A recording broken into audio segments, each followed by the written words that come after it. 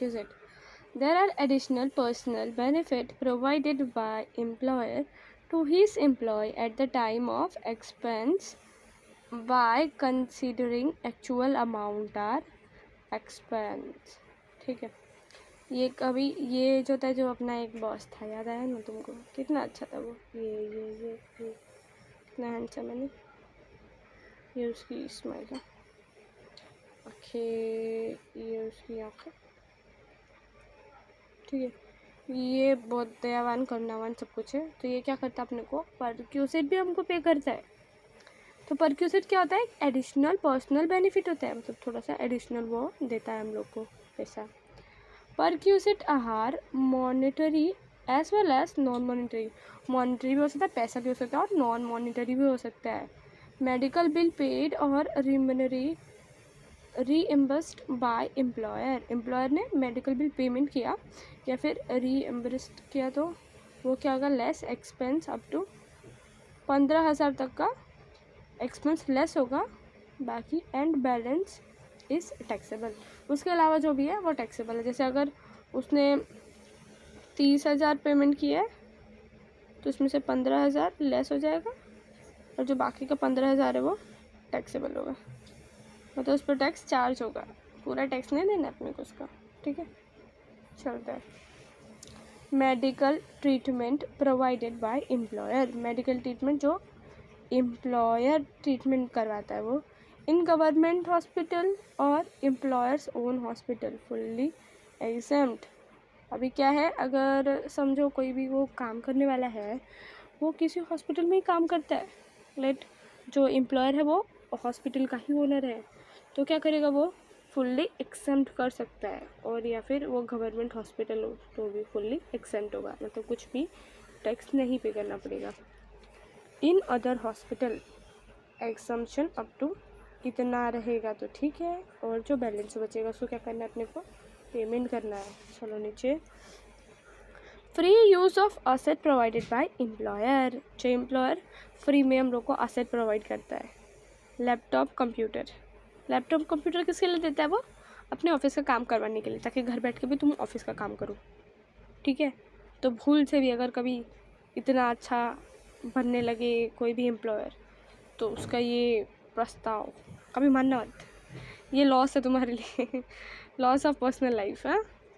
तो ये जो है ये क्या है, फुल्ली एक्सेम्प्ट है, क्योंकि वो अपने काम के लिए दे रहा है ना, कराएगा क्या, वो अपना काम कराएगा ना, घर पे बैठ के मेरा काम करो, उसका ये रीज़न है।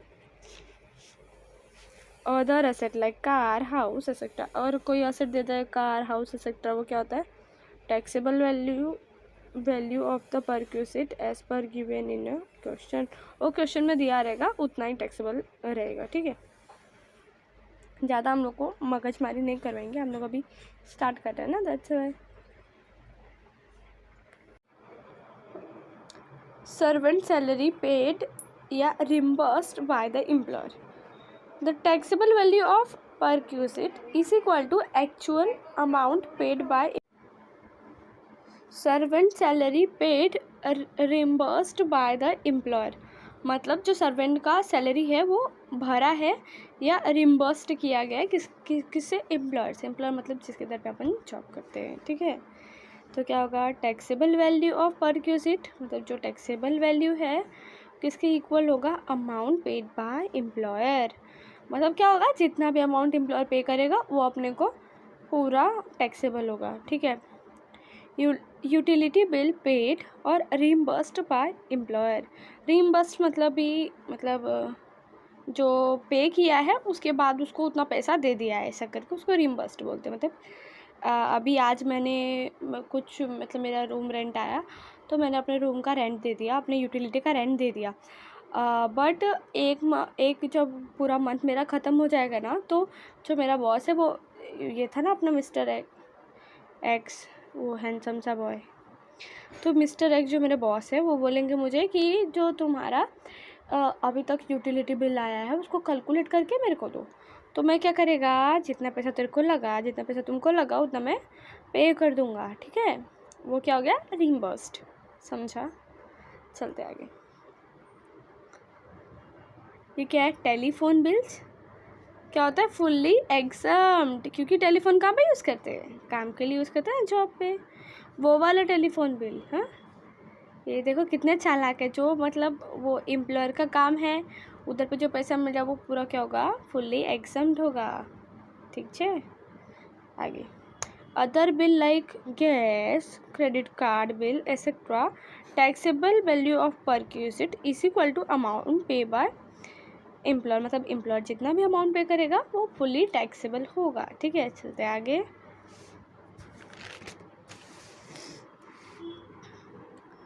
Gift by employer, gift bye employer मतलब जो एम्प्लॉयर ने गिफ्ट दिया है, किस में दे सकता है एम्प्लॉयर गिफ्ट, कोई भी अपने को किस में गिफ्ट देता है, या तो कैश में देता है, या तो काइंड देता है, या तो सामान देता है, तो पैसा देता है, बराबर नहीं।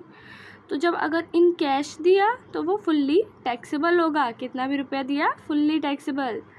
इन काइंड दिया एक्सेप्ट इन 5,000 रुपये, 5,000 पर मंथ अगर वो गिफ्ट दे रहा है तो वो क्या होगा, वो पूरा एक्सेप्ट होगा, बट उसके अलावा जो दिया वो क्या होगा, fully taxable.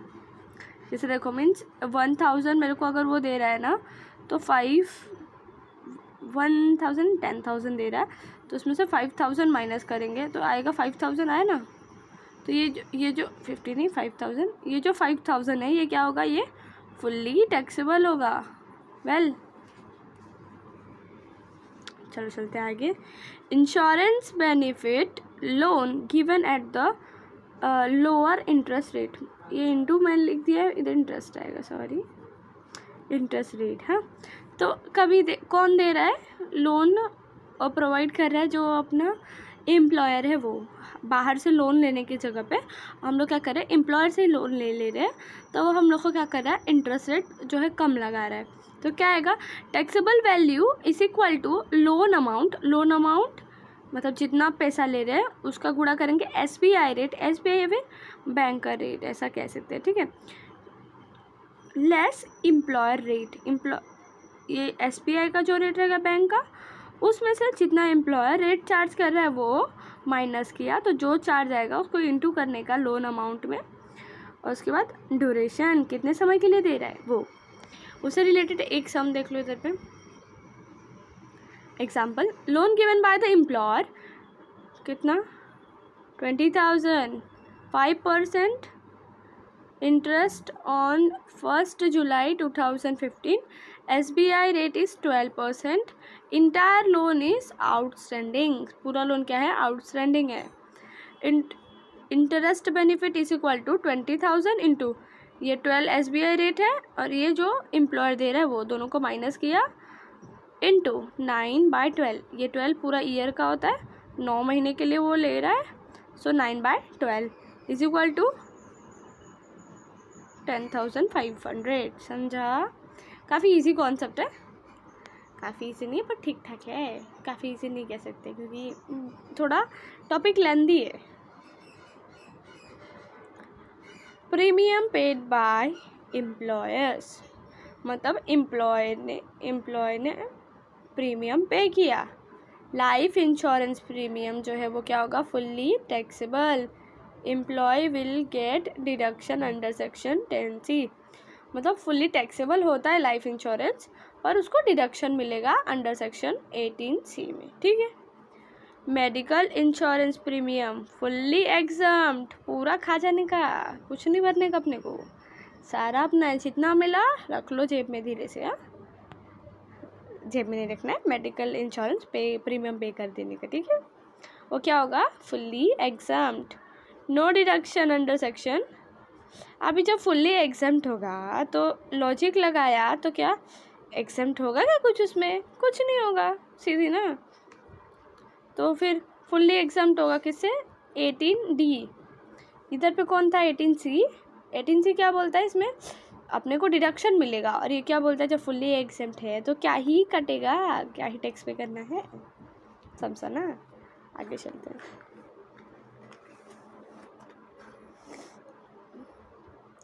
Leave travel expenses paid and reimbursed bye the employer. Leave travel मतलब छुट्टी पे घूमने के लिए गए उधर पे, वो या तो एम्प्लॉयर ही स्पॉन्सर कर रहा है या फिर बाद में आने के बाद एम्प्लॉयर ने उसका पैसा पे किया। Taxable value as given in question, मतलब क्वेश्चन में दिया होगा उतना ही वैल्यू टैक्सेबल होगा।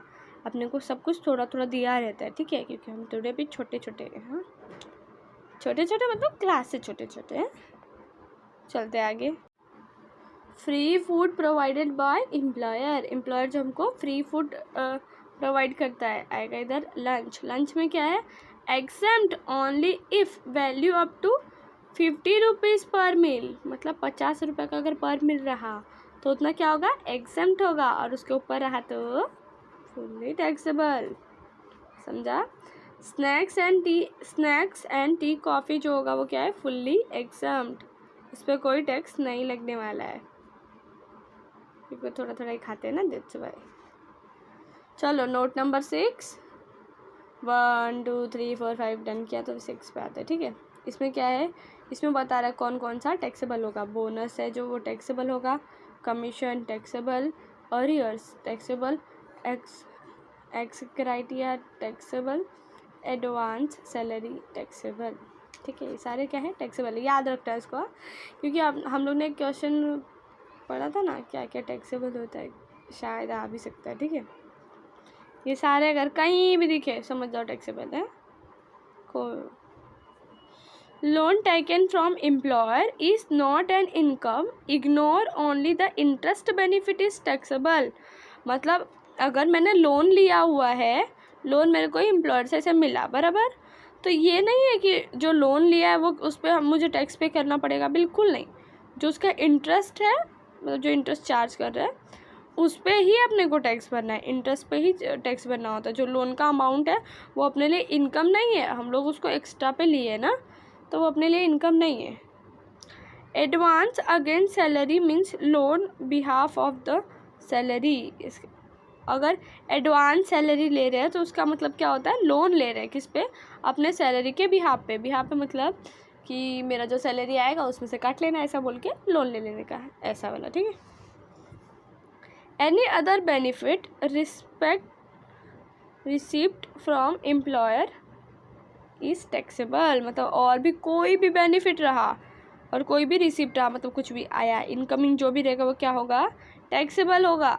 ये सब प्राइवेट जॉब वालों के लिए, सरकारी वालों का मज़ा है, बहुत कम चीज़ें उनकी टैक्सेबल होती है।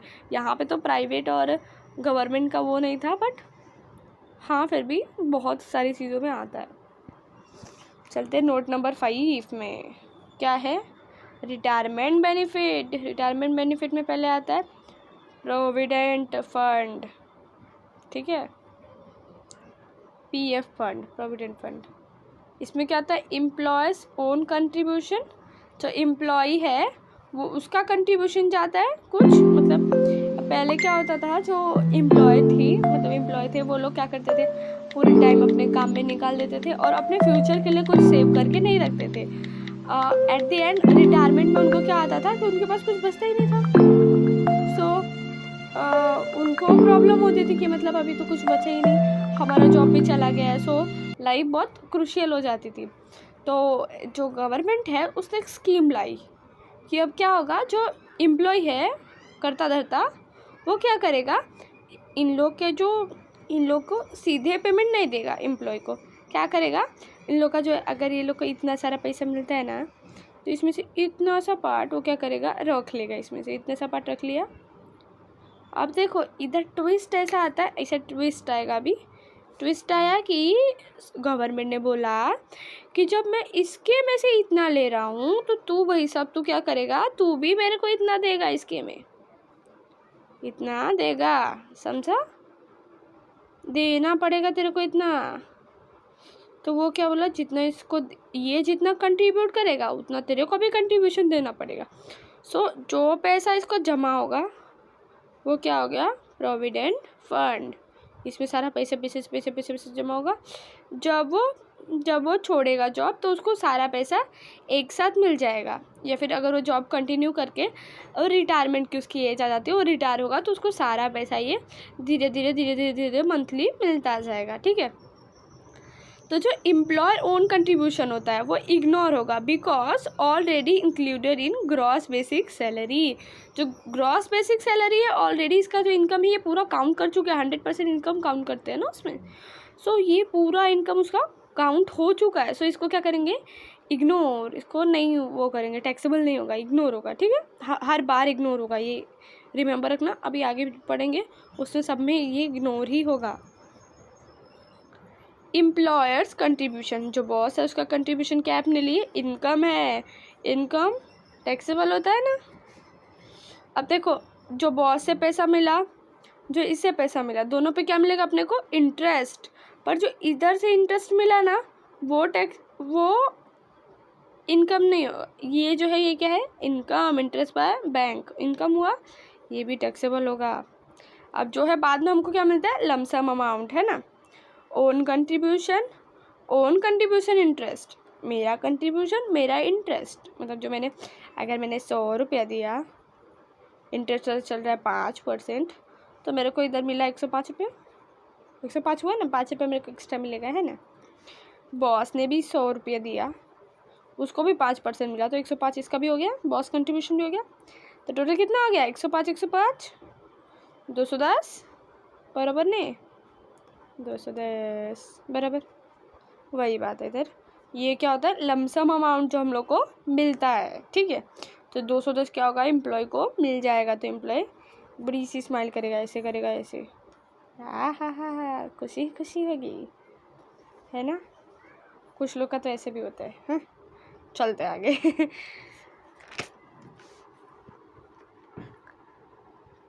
Type of provident fund, statutory provident fund, statutory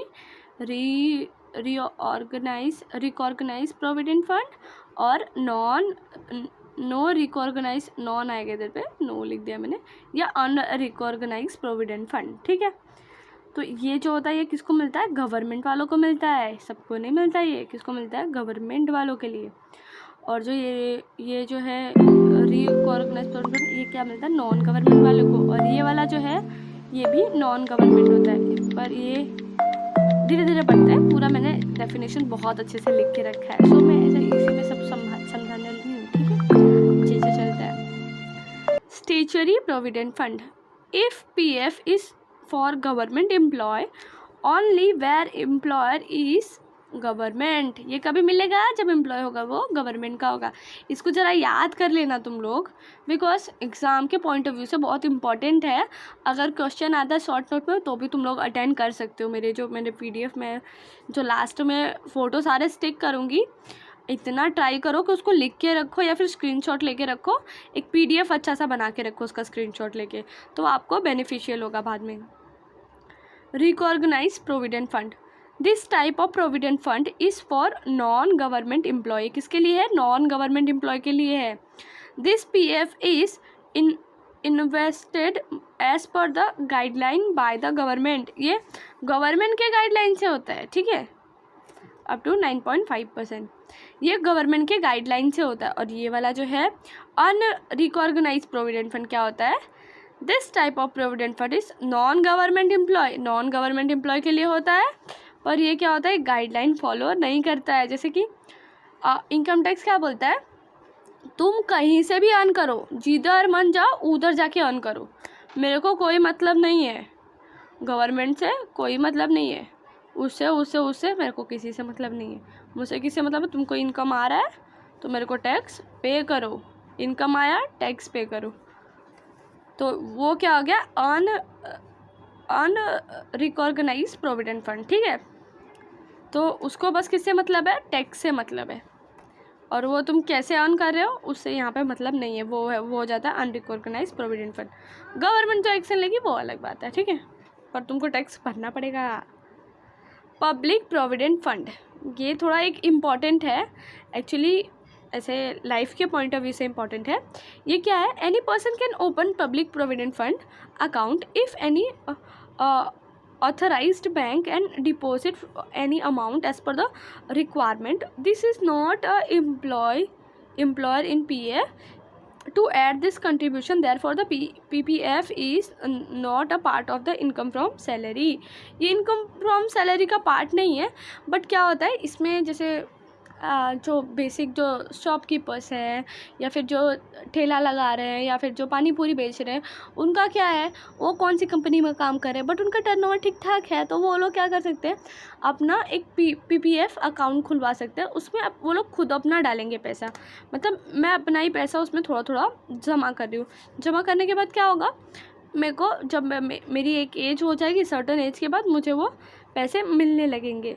तो उससे क्या होगा, जो मतलब पब्लिक सेक्टर के लोग हैं, मतलब जो अपना खुद का काम कर रहे हैं, उनको भी एक राहत रहेगी उनके लिए ये, ठीक है।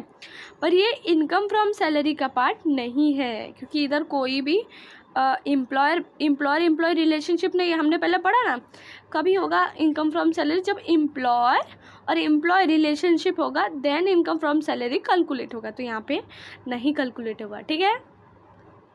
चलो आज का वीडियो यहीं पे समाप्त करते हैं। नेक्स्ट वीडियो में आगे का पार्ट आएगा, जो कि थोड़ा शॉर्ट वीडियो रहेगा। ये थोड़ा लेंदी वीडियो है, पर वीडियो को अंतिम तक ध्यान से देखिए और जितना भी होता है उसको या फिर नोट डाउन कीजिए या फिर स्क्रीनशॉट लेके रखिए। इससे क्या होगा, आपको रिवीजन करने में थोड़ा भी इशू नहीं आएगा। और अगर इशू भी आ रहा है तो क्या करने का, रिटर्न वीडियो देखने का स्पीड बढ़ा के देख लेने का, चलेगा, ठीक है। पर एक बार अच्छे से लो स्पीड पे पूरा वीडियो देखो। Thank you for watching. I hope video आपको पसंद आती होगी। Bye bye.